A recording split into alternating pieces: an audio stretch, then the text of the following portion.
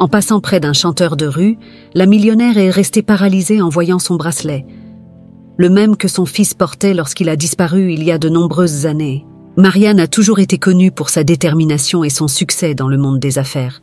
Depuis la mort de son mari, elle avait consacré chaque minute à son entreprise, gagnant respect et admiration dans la haute société de Mexico. Sa vie était une suite de réunions, de dîners d'affaires et de décisions stratégiques, tout méticuleusement planifié pour maintenir l'ordre et la productivité. Ce soir-là, après une longue et épuisante journée de travail, Marianne ressentit une agitation qu'elle ne pouvait ignorer. Elle décida de rompre la routine. Elle quitta le bureau plus tôt, ignorant la pile de documents qui l'attendaient encore, et opta pour une promenade dans les rues éclairées de la ville. En marchant sans but précis, ses pensées revinrent à son fils Charles, décédé tragiquement 3 ans plus tôt. Une douleur qu'elle cachait sous le masque d'une femme d'affaires inébranlable. Perdue dans ses pensées, elle fut attirée par une mélodie douce et familière. Marianne suivit le son jusqu'à trouver un jeune musicien de rue, Didier, jouant de la guitare. La mélodie était la même que Charles jouait les dimanches après-midi. Marianne s'approcha, enchantée et émue par cette coïncidence. C'est alors que ses yeux remarquèrent un détail qui la laissa paralysée. Un bracelet en cuir au poignet de Didier, identique à celui que Charles portait depuis son enfance. Le cœur battant, Marianne s'approcha encore, essayant de comprendre comment ce garçon pouvait posséder quelque chose d'aussi personnel à son fils. « Cette chanson, où l'as-tu apprise ?» demanda Marianne, la voix tremblante, essayant de contenir son émotion. Didier leva les yeux vers elle, surpris par la question directe. « C'est une vieille chanson que ma mère chantait », répondit-il de manière évasive. Avant que Marianne ne puisse poser d'autres questions, Didier, visiblement mal à l'aise, commença à ranger sa guitare et disparut rapidement dans la foule qui se formait dans la rue. Marianne tenta de le suivre, mais la circulation des gens l'en empêcha. Elle ressentit un mélange de frustration et d'espoir. Cette rencontre inattendue raviva des souvenirs et fit surgir des questions qu'elle pensait ne jamais plus poser. Elle rentra dans son luxueux appartement, mais son esprit était loin des préoccupations quotidiennes. Les souvenirs de Charles et la vision du bracelet au poignet de Didier la hantaient. Qui était ce garçon? Comment possédait-il quelque chose d'aussi intime de son fils? Déterminée à en savoir plus, Marianne décida que cette rencontre ne serait pas la dernière. Marianne s'assit à la table de la salle à manger, observant la ville à travers les grandes fenêtres. La nuit avançait, mais elle savait qu'à partir de ce moment, sa vie prendrait une tournure inattendue. Quelque chose en elle disait que la mélodie de Didier était la clé des réponses qu'elle cherchait depuis longtemps. Perturbée par la rencontre avec Didier, Marianne ne pouvait pas chasser l'image du bracelet de son esprit. La sensation de familiarité et de mystère la consumait. Déterminée à en apprendre plus sur le jeune musicien, elle décida de prendre une décision. Le lendemain matin, Marianne contacta Alexandre, un détective privé connu pour sa discrétion et son efficacité. Elle savait qu'Alexandre serait la personne idéale pour élucider le mystère entourant Didier. Ils se rencontrèrent dans un café discret au centre-ville. « J'ai besoin que tu trouves tout ce que tu peux sur un jeune musicien de rue nommé Didier », dit Marianne, montrant une photo qu'elle avait prise discrètement la veille au soir. Alexandre hocha la tête en prenant la photo. « Je vais commencer immédiatement », répondit-il, avant de partir rapidement pour lancer l'enquête. Les jours passèrent, et Alexandre restait occupé à suivre Didier dans les rues animées de Mexico. Il observait le jeune homme jouer sa musique avec passion, attirant toujours de petites foules. La routine de Didier semblait simple, mais il y avait quelque chose dans ses expressions et dans la mélodie qu'il jouait qui suggérait une histoire plus profonde. Alexandre suivit Didier jusqu'à un quartier pauvre à la périphérie de la ville. Didier vivait dans une maison modeste, bien entretenue malgré sa simplicité. C'est alors qu'Alexandre découvrit une pièce cruciale du puzzle. Didier vivait avec une femme nommée Rose, une infirmière retraitée qui l'avait adoptée lorsqu'il n'était qu'un enfant. Intrigué, Alexandre décida de parler avec les voisins. Il découvrit que Rose était très appréciée dans la communauté, connue pour sa générosité et son souci de tous ceux qui l'entouraient. Beaucoup disaient que Rose et Didier avaient une relation mère-fils indéfectible, malgré l'absence de lien de sang. Le lendemain, Alexandre retourna au bureau de Marianne avec les informations recueillies.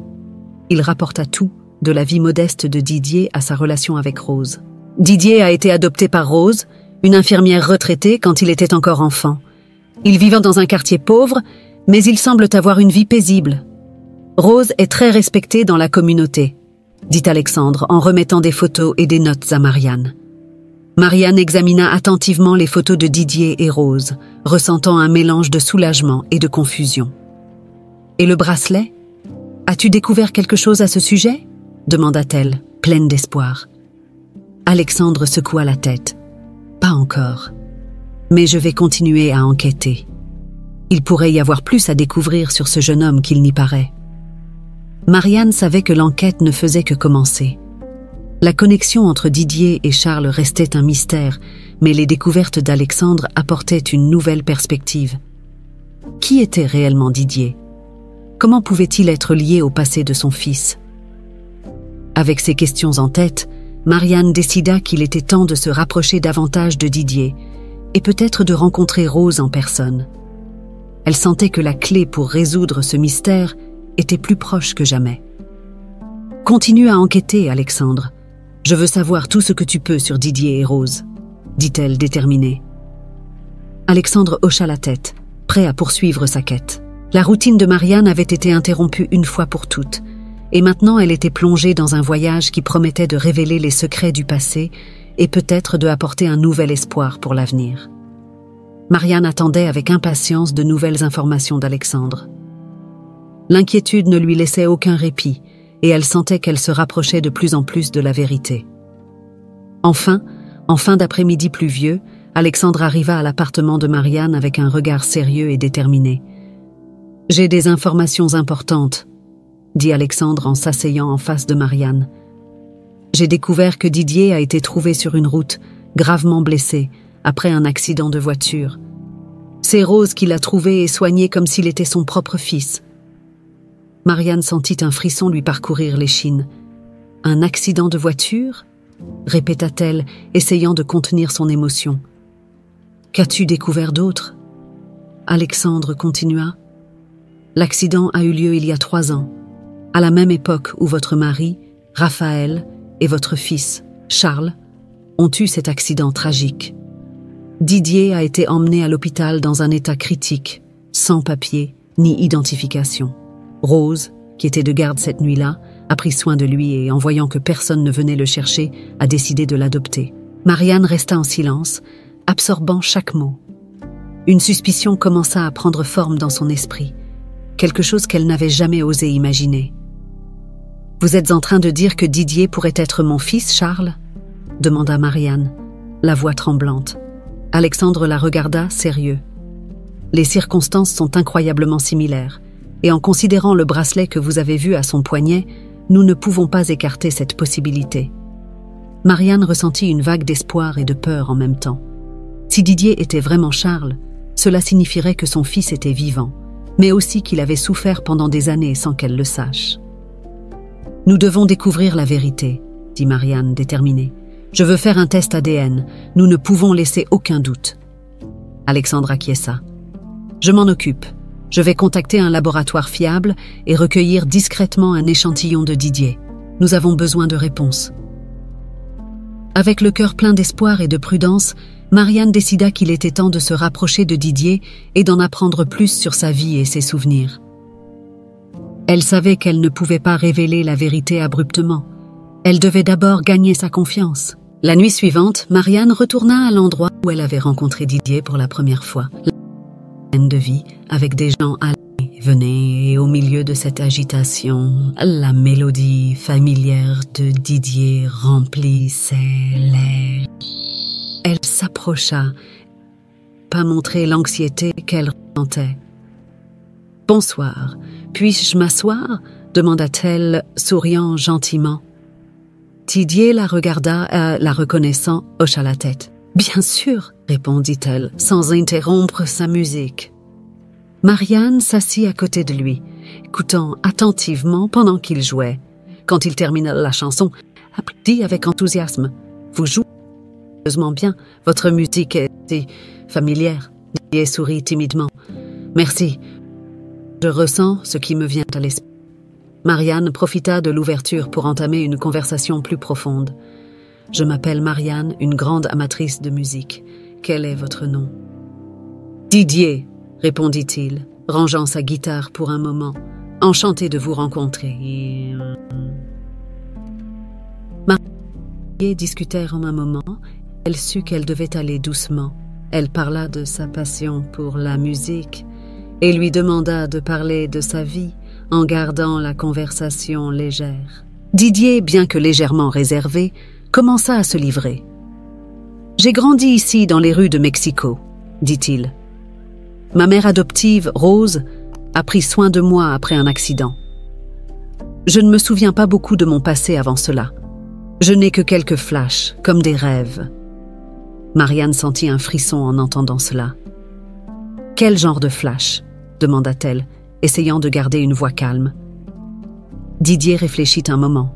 « Parfois, je vois un homme et un enfant jouant dans un parc, une voiture rouge et une mélodie, la même que vous avez entendue maintenant. Je ne sais pas d'où viennent ces souvenirs. » Marianne déglutit, reconnaissant les détails du passé de Charles. « Peut-être que ces souvenirs sont de votre vie avant l'accident ?» suggéra-t-elle doucement. Didier haussa les épaules. « Peut-être. Rose m'a toujours dit que j'étais spéciale et que ma musique était un cadeau, mais nous n'avons jamais beaucoup parlé de mon passé. » Marianne ressentit une connexion croissante avec Didier. Elle était convaincue qu'il était Charles, son fils perdu, mais elle savait qu'elle avait besoin de plus de temps pour se rapprocher de lui et pour qu'il soit prêt à entendre la vérité. « Didier, votre musique touche vraiment le cœur des gens. J'aimerais beaucoup l'entendre plus souvent, » dit Marianne, essayant de maintenir la conversation positive. « Vous jouez ici tous les jours ?» Didier sourit. « Presque tous les jours. J'aime partager ma musique avec ceux qui veulent l'écouter. » Marianne décida qu'elle reviendrait chaque fois qu'elle le pourrait, créant une routine pour se rapprocher de Didier et en apprendre plus sur sa vie. Chaque rencontre était une opportunité de renforcer la confiance entre eux et de découvrir plus de détails sur son passé. « À demain, Didier, » dit-elle en le quittant ce soir-là. « Je serai ici demain pour entendre plus de votre musique. » Didier fit un signe de la main, un sourire timide aux lèvres. « À demain, Marianne. » Alors que Marianne s'éloignait, son cœur était rempli d'un mélange d'espoir et d'anxiété. Elle savait qu'elle était sur la bonne voie pour retrouver son fils, mais le processus serait délicat et plein de défis. Marianne savait qu'elle avait besoin d'une preuve définitive avant de révéler la vérité à Didier. Malgré les coïncidences et les souvenirs fragmentés, elle ne pouvait tout baser que sur des suppositions. Déterminée, elle décida d'obtenir un échantillon d'ADN de Didier et de le comparer avec celui de Charles. Lors des rencontres suivantes, Marianne réussit à gagner davantage la confiance de Didier. Un soir, alors qu'il se reposait entre deux chansons, elle profita de l'occasion pour discrètement récupérer une mèche de cheveux de Didier qui était tombée sur sa guitare. Avec l'échantillon en main, elle le remit au laboratoire, attendant anxieusement les résultats. Les jours suivants furent torturants. Marianne parvenait à peine à se concentrer sur son travail ou sur quoi que ce soit d'autre. Son esprit était constamment tourné vers la possibilité que Didier soit vraiment son fils Charles. Enfin, le jour tant attendu arriva. Alexandre apporta l'enveloppe du laboratoire. Marianne la reçut avec les mains tremblantes et l'ouvrit lentement, sentant le poids du moment. À l'intérieur, les résultats étaient clairs et incontestables. Didier était en fait Charles, son fils. Marianne tomba à genoux, les larmes coulant sur son visage. Le mélange de soulagement, de joie et de choc était accablant. Charles était vivant. Tous les espoirs et les prières qu'elle avait faits pendant des années avaient finalement été exaucés. « C'est mon fils », dit-elle dans un murmure, encore incrédule. « Charles est vivant. » Alexandre, observant la scène, posa la main sur l'épaule de Marianne. « Nous devons le lui dire, mais cela doit être fait avec précaution. Didier, ou plutôt Charles, peut ne pas être prêt pour cette révélation. Nous pouvons causer plus de douleur si nous ne sommes pas prudents. » Marianne acquiesça, sachant qu'Alexandre avait raison. Elle devait se préparer émotionnellement et mentalement pour cette rencontre. Elle décida que la meilleure façon de le faire était de lui dire en personne, dans un environnement calme et sûr. Elle fixa un rendez-vous avec Didier dans un café tranquille, loin du bruit et de l'agitation de la ville. Le jour convenu, Marianne arriva tôt, le cœur battant fort dans sa poitrine. Chaque minute qui passait semblait une éternité. Enfin Didier arriva, souriant en la voyant. « Salut Marianne, il paraît que tu as une nouvelle importante à m'annoncer. » Marianne sourit nerveusement. « Salut Didier, oui, j'ai quelque chose de très important à te dire. Allons-nous asseoir ?» Ils s'assirent à une table à l'écart. Marianne respira profondément, essayant de trouver les mots justes. « Didier, depuis que nous nous sommes rencontrés, j'ai ressenti une connexion très forte avec toi. Et au cours des dernières semaines, j'ai découvert certaines choses sur ton passé que je dois partager avec toi. » Didier la regarda, curieux, mais aussi inquiet. « Qu'as-tu découvert ?» Marianne prit les mains de Didier, le regardant directement dans les yeux. « Didier, tu as été trouvé après un accident de voiture il y a 3 ans. Rose t'a adopté et a pris soin de toi depuis. Mais cet accident, c'est le même qui a coûté la vie à mon mari, et jusqu'à présent, je croyais aussi à celle de mon fils Charles. » Didier fronça les sourcils, confus. « Que veux-tu dire ?» Marianne avala difficilement, luttant pour rester calme. « J'ai fait un test ADN pour en être sûre. Didier, tu es mon fils. Tu es Charles. » Didier resta silencieux, les paroles de Marianne résonnant dans son esprit. Il semblait hébété, essayant de traiter cette révélation. « Je suis ton fils ?» murmura-t-il, incrédule. Marianne acquiesça, les larmes coulant sur son visage. « Oui, tu es mon fils. Je ne savais pas que tu étais vivant, et maintenant que je le sais, je veux rattraper le temps perdu. Je veux que tu saches qui tu es vraiment. » Didier recula, se levant brusquement. « C'est trop pour moi. Je ne sais pas quoi penser. J'ai besoin de temps. » Marianne se leva aussi, essayant de l'atteindre. « Didier, s'il te plaît, ne fuis pas. Je comprends que c'est beaucoup à assimiler, mais je suis là pour toi. Je l'ai toujours été, et je le serai toujours. » Didier la regarda, la confusion et la douleur dans les yeux. « J'ai besoin de temps, Marianne. J'ai besoin de comprendre tout ça. » Il quitta le café, laissant Marianne seule, le cœur lourd. Elle savait que la révélation serait difficile, mais elle ne pouvait pas prévoir la réaction de Didier. Maintenant, tout ce qu'elle pouvait faire, c'était attendre et lui donner le temps nécessaire pour accepter la vérité. Marianne savait qu'elle devait adopter une approche plus personnelle et intime pour révéler la vérité à Didier. Après la rencontre au café, elle décida de l'inviter chez elle, où elle pourrait lui montrer des photos, des souvenirs et raconter davantage sur le passé qu'il avait oublié. Le jour convenu, Didier arriva chez Marianne avec un mélange de curiosité et d'appréhension. Marianne l'accueillit avec un sourire tendu, essayant de cacher sa propre anxiété. « Merci d'être venu, Didier, » dit-elle, le conduisant au salon. « Il y a tant de choses que je veux te montrer et te raconter. » Didier regarda autour de lui, admirant le cadre luxueux, mais se sentant toujours décalé. « Qu'est-ce que tu veux exactement me montrer ?» Marianne prit un album photo et commença à le feuilleter, montrant des images de Charles à différentes étapes de sa vie. « C'est toi, Didier. Ou plutôt, Charles. Tu as toujours été très aimé et chéri. » Didier regarda les photos, voyant un garçon qui lui ressemblait, mais les souvenirs étaient encore vagues et confus. « Ça ne prouve rien, » dit-il, la voix tremblante. « Comment puis-je croire que je suis cette personne dont tu parles ?»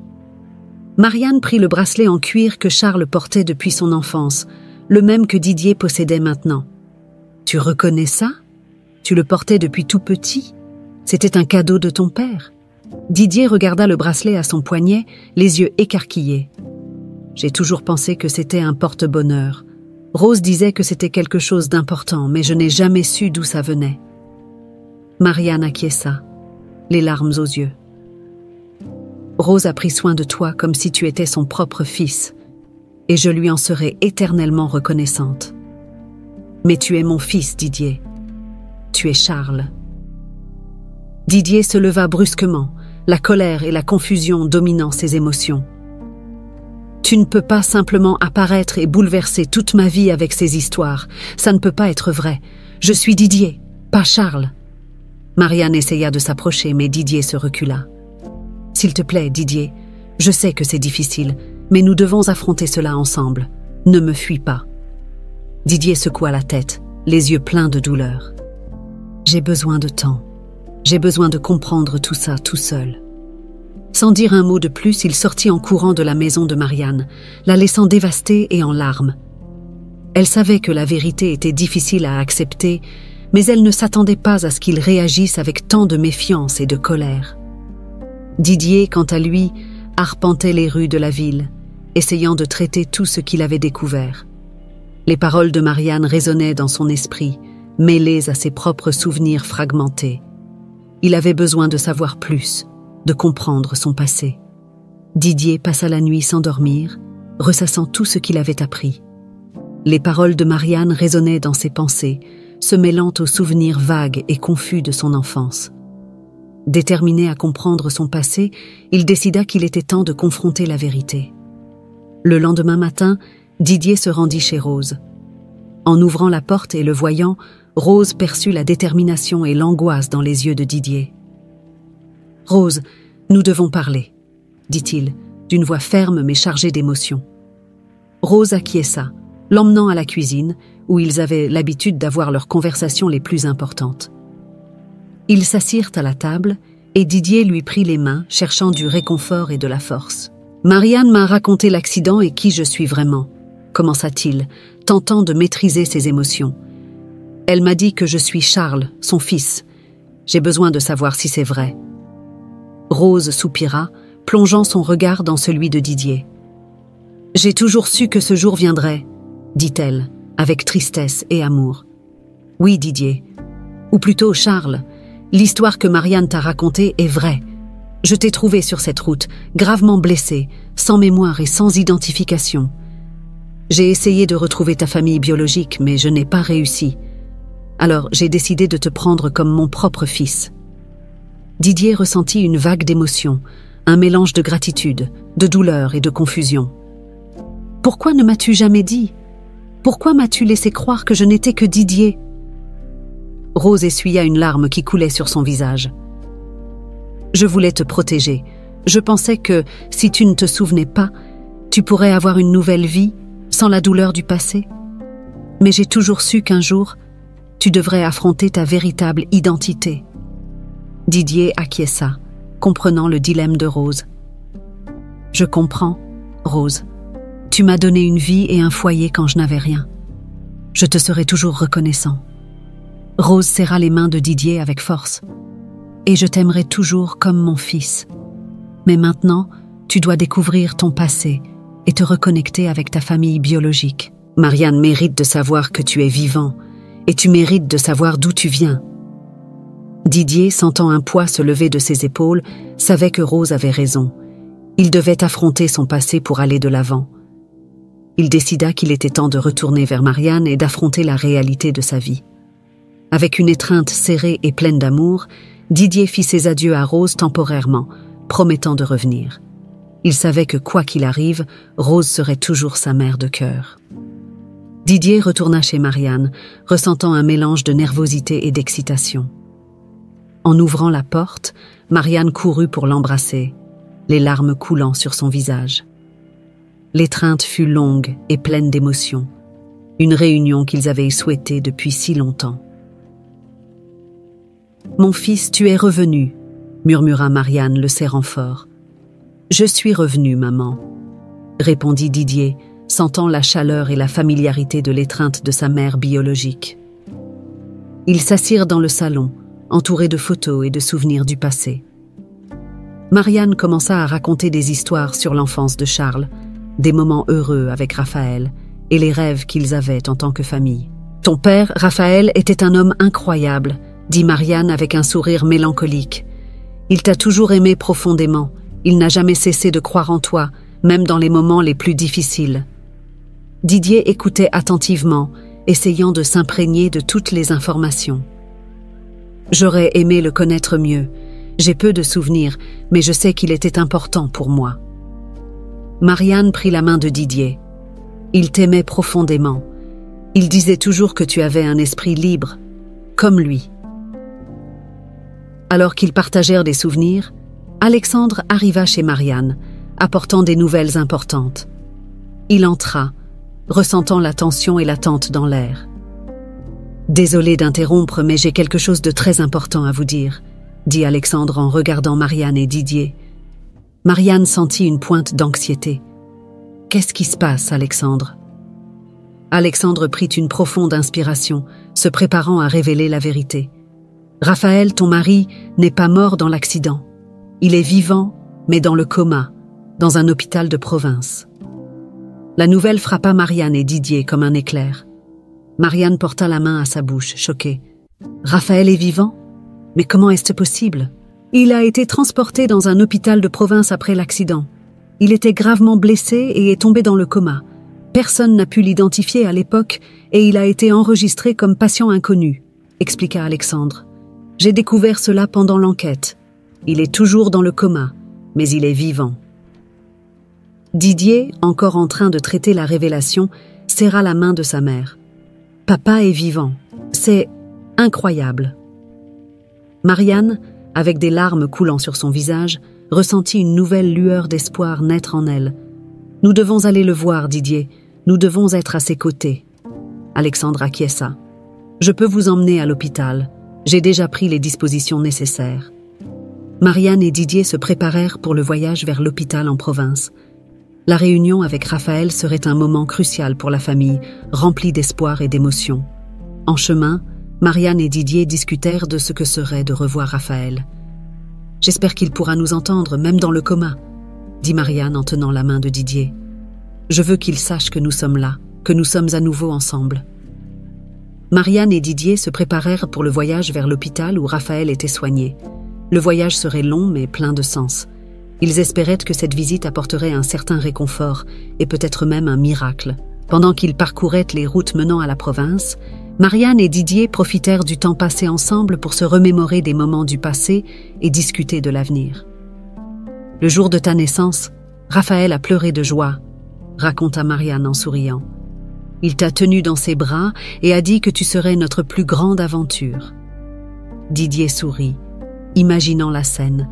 « J'aimerais me souvenir davantage de ces moments, mais d'une certaine manière, j'ai toujours su qu'il était une personne spéciale. » « Il l'était, » dit Marianne avec un regard lointain. « Et il l'est toujours. Peu importe ce qui se passe, son amour est présent dans chaque chose que nous faisons. » Alors que le voyage se poursuivait, Marianne et Didier parlèrent de l'avenir. Didier, étudiant en médecine, se sentait inspiré et déterminé à utiliser ses connaissances pour aider son père. « Je veux faire tout ce que je peux pour aider papa, » dit Didier. « Je dois croire qu'il peut s'améliorer. Je vais utiliser tout ce que j'ai appris à la faculté et m'y consacrer entièrement. » Marianne regarda son fils avec fierté. « Tu as toujours eu un cœur généreux, Didier. Je sais qu'avec toi à ses côtés, Raphaël aura les meilleures chances possibles. » Lorsqu'ils arrivèrent enfin à l'hôpital, l'atmosphère d'attente et d'émotion était palpable. Ils furent accueillis par une équipe médicale qui les conduisit jusqu'à la chambre de Raphaël. Marianne tenait la main de Didier alors qu'ils marchèrent dans les couloirs, se sentant réconfortés par sa présence. En entrant dans la chambre, ils virent Raphaël allongé sur le lit, entouré de moniteurs et d'équipements médicaux. Le cœur de Marianne se serra en voyant son mari dans cet état, mais elle savait qu'elle devait être forte pour lui et pour Didier. « Raphaël, » dit Marianne doucement en lui tenant la main, « nous sommes là, mon amour. Didier et moi, nous sommes revenus pour toi. » Didier s'approcha, touchant le bras de son père. « Salut, papa. C'est moi, Didier. Ou Charles. Je suis là maintenant, et je promets de prendre soin de toi. » Les médecins entrèrent dans la chambre, prêts à expliquer la condition de Raphaël. Le docteur Bernard, le principal responsable du cas de Raphaël, parla d'un ton calme et professionnel. « Raphaël est dans le coma depuis 3 ans. Sa condition est stable, mais il n'a montré aucun signe de progrès significatif. Nous faisons tout ce que nous pouvons pour le maintenir confortable et surveiller sa santé. » Didier, avec ses connaissances médicales, commença à poser des questions détaillées sur les traitements et les thérapies utilisées. « Y a-t-il une chance de rétablissement? Une nouvelle thérapie qui pourrait aider ?» Le docteur Bernard répondit avec honnêteté. « La médecine a ses limites, mais nous ne perdons jamais espoir. Il existe quelques thérapies expérimentales que nous pourrions essayer, mais chaque cas est unique. Le soutien et l'amour de la famille sont essentiels. Marianne et Didier passèrent des heures au chevet de Raphaël, lui parlant, racontant des histoires et des souvenirs, et partageant des espoirs pour l'avenir. Didier sentit une détermination renouvelée à aider son père et décida qu'il passerait le plus de temps possible à l'hôpital. « Je vais poursuivre mes études ici, maman », dit Didier en regardant Marianne. « Je vais trouver un moyen de l'aider. » Marianne acquiesça, ressentant un mélange de tristesse et d'espoir. « Nous sommes ensemble dans cette épreuve, Didier. Nous ferons tout ce que nous pourrons pour Raphaël. » Au fil des jours, Didier se consacra à étudier chaque détail du cas de son père, collaborant avec l'équipe médicale et recherchant de nouvelles alternatives de traitement. Marianne, elle aussi, restait aux côtés de Raphaël chaque jour, lui parlant et croyant qu'il pouvait l'entendre. Des mois passèrent depuis que Marianne et Didier avaient commencé à veiller sur Raphaël à l'hôpital. Didier, avec sa détermination et ses connaissances médicales, travailla sans relâche aux côtés de l'équipe médicale, explorant toutes les possibilités de traitement et de thérapies expérimentales. Marianne, de son côté, restait toujours au chevet de Raphaël, lui parlant, partageant des histoires et lui tenant la main, croyant qu'il pouvait l'entendre. Un matin ensoleillé, un miracle se produisit. Alors que Marianne et Didier étaient dans la chambre de Raphaël, ils remarquèrent un léger mouvement de sa main. Marianne, assise à côté de lui, serra sa main avec plus de force. « Raphaël, tu m'entends » murmura-t-elle, l'espoir brillant dans ses yeux. Les yeux de Raphaël s'ouvrirent lentement, clignant contre la lumière douce qui emplissait la chambre. Il semblait confus, mais ses yeux finirent par se fixer sur Marianne et Didier. « Marianne, Didier » murmura-t-il d'une voix faible. Marianne laissa échapper un sanglot de joie, embrassant Raphaël avec précaution. « Tu es revenu parmi nous, mon amour. Nous sommes là, nous sommes tous réunis. » Didier, les larmes aux yeux, serra la main de son père. « Papa, nous sommes là. Nous allons prendre soin de toi. » Les retrouvailles furent un moment d'extrême bonheur et d'émotion. Raphaël, encore faible, sourit à sa famille, se sentant entouré de leur amour et de leur soutien. Les médecins entrèrent dans la chambre, stupéfaits par le réveil de Raphaël, et commencèrent à effectuer une série d'examens pour évaluer son état. Avec le temps, Raphaël commença à retrouver ses forces. Il se souvenait de fragments de l'accident, et ses souvenirs révélèrent une révélation choquante. « Marianne, Didier, je dois vous dire quelque chose sur l'accident, » dit Raphaël, assis sur le lit, toujours en convalescence. Marianne lui prit la main, anxieuse et inquiète. « Qu'est-ce qui s'est passé, Raphaël? De quoi te souviens-tu » Raphaël prit une profonde inspiration, essayant d'organiser ses pensées. « Le jour de l'accident, j'étais en route pour une réunion importante. J'ai remarqué qu'une voiture nous suivait depuis un bon moment. Juste avant l'accident, cette voiture s'est approchée et nous a forcés à sortir de la route. » Didier fronça les sourcils, essayant de comprendre ce que son père disait. « Tu penses que l'accident n'était pas un accident » Raphaël acquiesça avec un regard sérieux. « J'en suis presque sûr, et je soupçonne qu'un rival d'affaires était derrière tout ça. Quelqu'un qui voulait m'éliminer. » Marianne sentit un frisson lui parcourir l'échine. « Mais qui ferait une chose aussi terrible? As-tu une idée de qui cela pourrait être » Raphaël ferma les yeux, essayant de se rappeler plus de détails.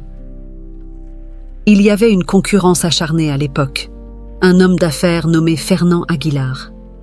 Il a toujours voulu prendre le contrôle de notre entreprise et a fait plusieurs menaces voilées. Mais je n'aurais jamais pensé qu'il irait aussi loin. Didier ressentit une vague de colère et de détermination. « Nous devons enquêter là-dessus, papa. Si Fernand a vraiment fait ça, il doit être tenu pour responsable. » Marianne acquiesça, ressentant la même détermination. « Nous allons découvrir la vérité, Raphaël, et nous veillerons à ce que justice soit faite. » Marianne, Didier et Raphaël, maintenant unis dans la quête de la vérité, commencèrent à enquêter sur qui aurait pu orchestrer l'accident qui avait failli détruire leur famille. Alexandre, le détective privé, fut à nouveau sollicité pour aider dans cette enquête cruciale.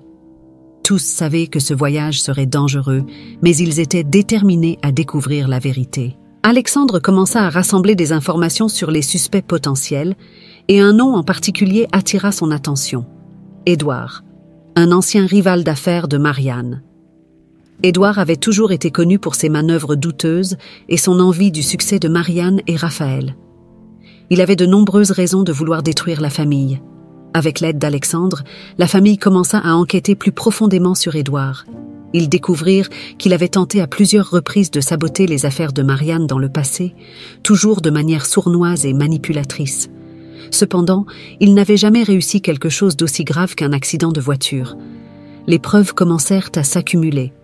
Alexandre trouva des enregistrements d'appels entre Édouard et certains individus connus pour leurs activités criminelles. De plus, des témoins anonymes commencèrent à se manifester, rapportant des conversations où Édouard exprimait clairement son intention de se débarrasser des obstacles pour prendre le contrôle de l'entreprise de Raphaël. Édouard a toujours été un homme dangereux, dit Alexandre en présentant les preuves à la famille. Il n'a aucune limite quand il s'agit d'obtenir ce qu'il veut. Raphaël, toujours en convalescence, ressentit une vague de colère et de détermination. Il a essayé de détruire notre famille. Nous ne pouvons pas laisser cela impuni. Marianne, les yeux pleins de feu, acquiesça.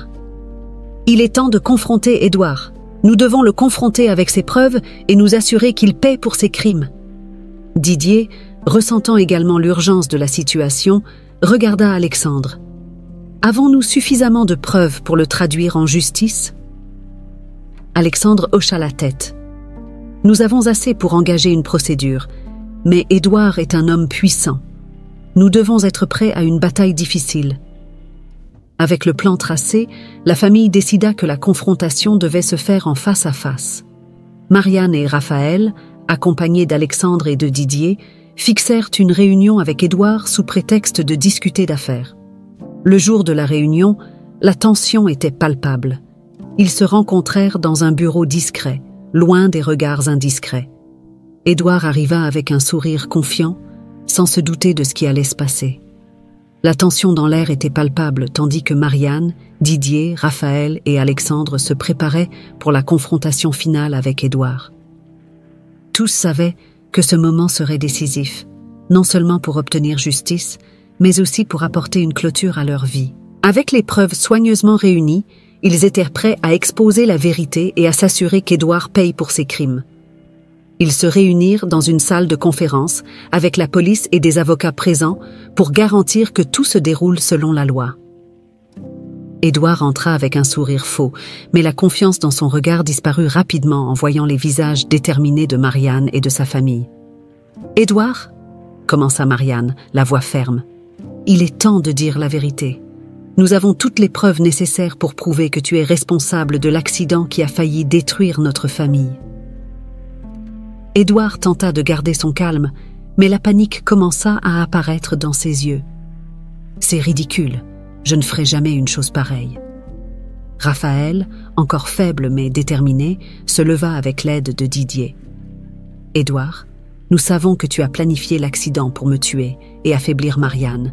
Tu pensais qu'elle ne pourrait pas gérer l'entreprise sans moi et Charles, mais tu as échoué. » Didier posa les preuves sur la table, y compris les enregistrements d'appels et les témoignages de témoins. « Voici la preuve, Édouard. Tu as fait des menaces, engagé des criminels et tenté de dissimuler tes actions. Mais maintenant, la vérité éclate. » Édouard regarda les preuves, sachant qu'il n'avait pas d'issue. La salle resta silencieuse pendant qu'il tentait de traiter la situation. Finalement, il baissa la tête et avoua, la voix pleine de ressentiment. « Oui, j'ai planifié l'accident, » admit Édouard. « Je voulais éliminer Raphaël et Charles pour affaiblir Marianne. Je pensais que sans eux, elle ne pourrait pas supporter la pression et je pourrais prendre le contrôle de l'entreprise. Mais je n'aurais jamais imaginé que tout cela serait découvert. » La révélation choqua tout le monde, même s'ils avaient déjà des soupçons. Entendre la confession d'Édouard apporta un mélange de soulagement et de colère. « Tu as essayé de détruire notre famille, Édouard, » dit Marianne, la voix tremblante d'émotion. « Mais tout ce que tu as réussi à faire, c'est nous rendre plus forts. Maintenant, tu vas payer pour tes crimes. » La police entra dans la salle et mit Édouard en garde à vue. Le silence qui suivit fut lourd, mais aussi chargé d'un sentiment de justice accomplie. Marianne, Didier et Raphaël s'embrassèrent, ressentant le soulagement de voir enfin Édouard faire face aux conséquences de ses actes. Alexandre, observant la scène, sourit, satisfait. Le travail acharné avait porté ses fruits. Dans les jours qui suivirent, la famille commença à reconstruire sa vie. Avec Édouard en prison, ils purent enfin trouver la paix et se concentrer sur l'avenir. Raphaël continua de se rétablir, avec Didier à ses côtés, utilisant ses connaissances médicales pour aider à la guérison de son père. Marianne, avec la force et la détermination qui l'ont toujours caractérisée, reprit la direction de l'entreprise, maintenant avec Didier à ses côtés, apportant de nouvelles idées et de l'énergie aux affaires familiales.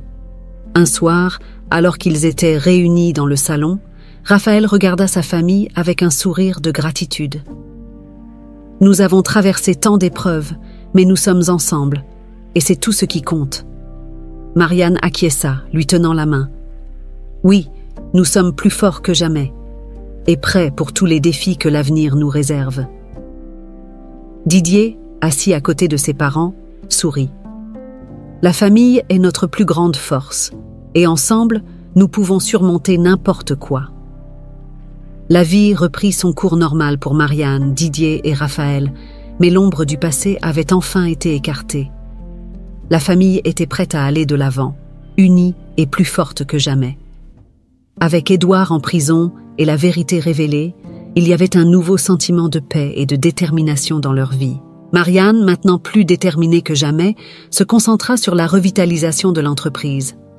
Didier, avec sa formation médicale et ses nouvelles idées, aida à mettre en place des programmes de bien-être pour les employés, promouvant un environnement de travail plus sain et plus productif.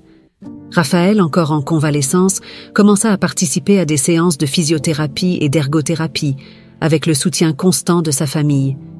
Chaque jour, il retrouvait des forces et montrait une résilience incroyable.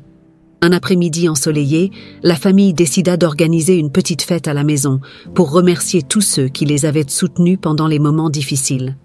Amis, famille et collègues se réunirent pour célébrer le nouveau départ de la famille. Marianne, avec un sourire radieux, se leva pour faire un discours. « Aujourd'hui, nous célébrons non seulement notre victoire sur l'adversité, mais aussi la force de l'amour et de l'unité. Nous avons traversé des moments très difficiles, mais grâce au soutien de vous tous, nous sommes ici, plus forts et unis que jamais. Merci à tous d'être à nos côtés. » Didier, aux côtés de sa mère, ajouta « Ce parcours nous a appris la valeur de la famille et de l'amitié.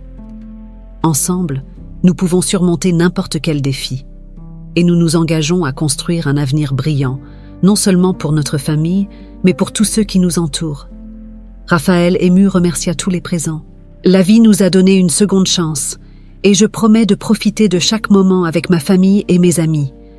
Merci à tous pour votre soutien et votre amour inconditionnel. » Après le discours, la célébration continua avec des rires, de la musique et des conversations animées. La maison était remplie de joie et d'espoir, un contraste frappant avec les jours sombres qu'ils avaient traversés. Alexandre, observant la scène, s'approcha de Marianne. « Vous avez réussi, Marianne. Votre famille est réunie et heureuse. Cela a été un plaisir de vous aider. » Marianne sourit, touchant l'épaule d'Alexandre. « Nous n'aurions pas pu y arriver sans vous, Alexandre. Votre dévouement et votre expertise ont été essentiels à notre parcours. Merci pour tout. » Plus tard dans la soirée, alors que les invités prenaient congé, Marianne, Didier et Raphaël se retrouvèrent sur la terrasse, observant les étoiles. Ils se sentaient reconnaissants pour le chemin parcouru et impatients pour l'avenir. « Maman, papa, » commença Didier avec une lueur dans les yeux. « J'ai une proposition. Que diriez-vous de faire un voyage ensemble, comme une façon de célébrer notre nouveau départ ?» Marianne et Raphaël échangèrent des regards et sourires. « Je pense que c'est une excellente idée, Didier, » dit Marianne. « Nous avons besoin de temps pour nous détendre et profiter de la vie ensemble. » Raphaël acquiesça, tenant la main de Marianne. « Faisons-le.